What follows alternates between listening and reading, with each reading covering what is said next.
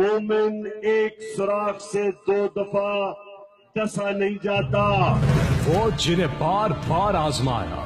آئیے ان کی کارکردگی کا جائزہ لیں. پاکستان کے قرضے 6,000 ارب سے 27,000 ارب پر پہنچا دیے. یعنی ہر پاکستانی 1,35,000 روپے کا مقروض ہو گیا. غریب قوم پر 1,000 ارب کے گردشی قرضوں کا بوجھ لاد دیا. ڈالر 60 روپے سے 130 روپے سے بھی اوپر لے گئے.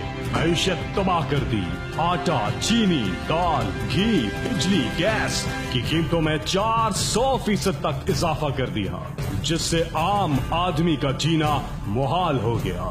پنجاب کی 56 کمپنیوں میں عوام کے اربوں ڈبو دیے. عوام کو صاف پانی کی ایک بوند نہ ملی اور 4 ارب روپے بہا دیے. اور آشیانہ ہاؤسنگ اسکیم میں کرپشن نے غریبوں کا آشیانہ ہی اجاڑ دیا.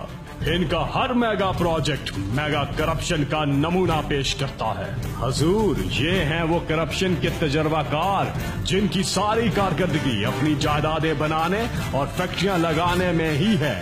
بس اب اور نہیں، اب صرف عمران خان بلے پہ نشان.